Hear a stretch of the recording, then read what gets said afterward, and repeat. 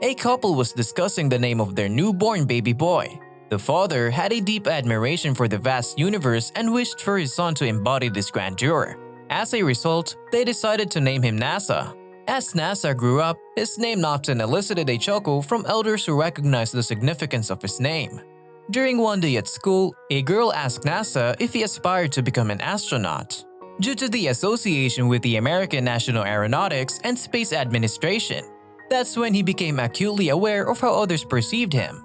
Determined to prove his worth and gain respect in the world, he threw himself into his studies. With time, Nasa grew up into a young man. One evening, as he was walking home, he spotted a girl standing and sipping coffee somewhere. Then, he was struck by her beauty but was too tongue-tied to speak to her. However, he couldn't help but think about her as she continued on her way. Suddenly, Nasa's thoughts were interrupted as he was hit by a car while crossing the road. Dazed and confused, he saw the girl from before by his side, assuring him that everything would be alright despite her bleeding eyes. Nasa was bewildered by the situation, but before he could make sense of it all, a passerby stopped to ask if they were okay.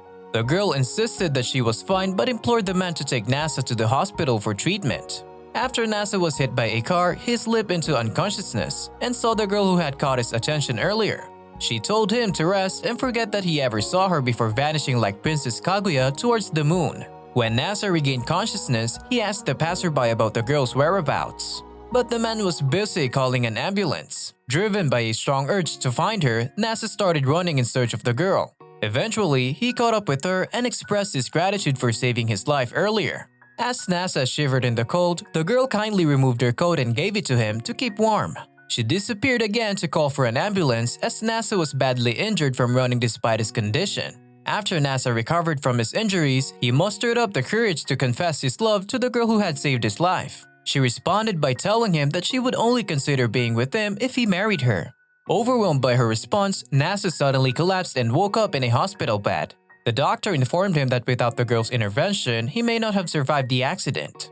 As time passed, Nasa turned 18 and moved into a new apartment. But he could not get the girl he met out of his mind. One day, while he was at home, he heard a knock on his door. When he answered it, he was shocked to find the same girl he had been thinking about standing there. She introduced herself as Tsukasa. Tsukasa revealed that she had something important to discuss with Nasa, and they moved to a private room. She then presented him with a marriage registration form, leaving Nasa surprised but still agreeing to it. They signed the paperwork and decided to turn it in at the ward office. Upon arrival, they were asked for their parents' approval.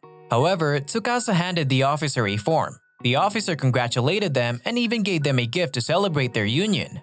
Nasa and Tsukasa then held hands and left the office together, ready to embark on a new chapter of their lives. Nasa pondered whether he and Tsukasa would sleep together, considering that he only had one small bed in his room.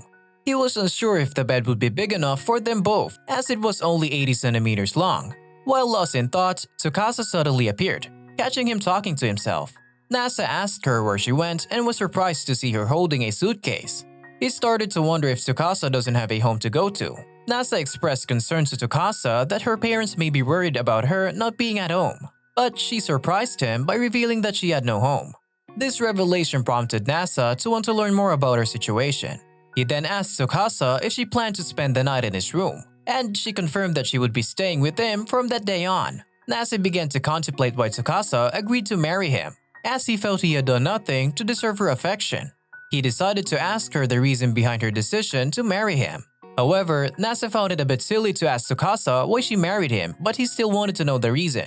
So, he asked her why she agreed to marry him. Tsukasa thought it was an unnecessary question. In response, she turned the question back on him and asked why he married her.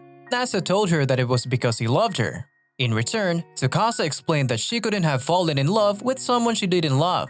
Nasa persisted in wanting to know why Tsukasa fell in love with him, but she refused to tell him. Then, Tsukasa headed out, and Nasa followed her to a shop where he bought some futons. Tsukasa was given the choice of any futon she wanted. After a while, they returned home and Tsukasa lay down on the bed, asking Nasa to lie down as well, but he refused. Tsukasa then went to change into her pajamas and complimented them, and they turned off the lights to sleep. However, in the middle of the night, Nasa stared at his wife and wanted to kiss her but hesitated. Suddenly, Tsukasa got up to drink some water and inadvertently removed Nasa's cover, leaving him without one.